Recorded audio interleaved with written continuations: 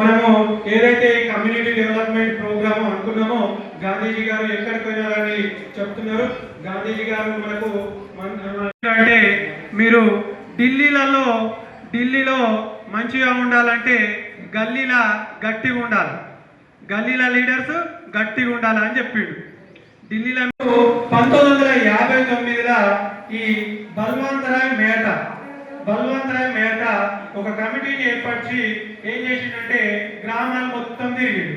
So మనం ఏదైతే community development programme ఎందుకు ఫెయిల్ అయింది, మనము ఇది ఎంతో ముఖ్యంగా ఎంతో అవసరం కోసము దీన్ని మనము ప్రారంభించినాము.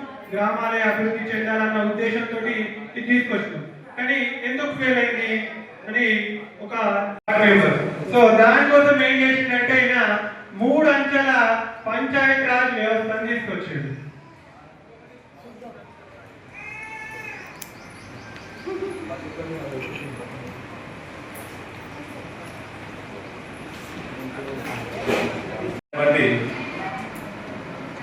వార్డు మెంబర్లందరికీ శిక్షణా కార్యక్రమాలు తలపెట్టినందున నేడు మన మండలంలో మొదటి విడత శిక్షణా కార్యక్రమాలు ఈ రోజునే ప్రారంభమైనాయి. ఈ శిక్షణా కార్యక్రమానికి మనకు 3 పిఓటీలుగా వచ్చినారు. అలాగే ఇట్టి శిక్షణా కార్యక్రమాన్ని వార్డు మెంబర్లందరూ సద్వినియోగం చేసుకొని గ్రామ పంచాయతీ విధులు ఏంటిది, దాంట్లో మన పాత్ర ఏంటి అనేది తెలుసుకోవాలని అందరికీ మనవి చేస్తున్నాను. ఈ శిక్షణా కార్యక్రమం మీకు ఇప్పుడే కాకుండా ఫ్యూచర్లో కూడా ఎంతో ఉపయోగపడతాయి. ఇప్పుడు వార్డు మెంబర్లు ఉన్నందుకే మీకు ఇస్తున్నారు, వేరే వాళ్ళకి ఇవ్వట్లేదు. కానీ ఈ శిక్షణా కార్యక్రమం మీరు సద్వినియోగం చేసుకుంటే నెక్స్ట్ మీరు వార్డు మెంబర్లు కాకుండా మీకు ఇది ఉపయోగపడుతుంది. మీరు ఇంకా మీ తర్వాత వచ్చే వార్డు మెంబర్లు ఎవరైనా ఉంటే నెక్స్ట్ టైం వాళ్ళకి చెప్పచ్చు, మాకు ఈ విధంగా చెప్పినప్పుడు మీరు ఈ విధంగా చెయ్యాలి అని మీరు చెప్పగలుగుతారు.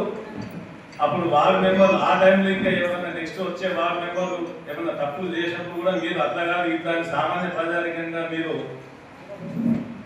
సమావేశాలకు వెళ్ళినప్పుడు కూడా మీరు వాళ్ళ నిలదీయటంకు ఆస్కారం ఉంటుంది. మనకు ఖచ్చితమైన జవాబుదారీతనం పెరుగుతుంది మీరు నిలదీసినప్పుడు.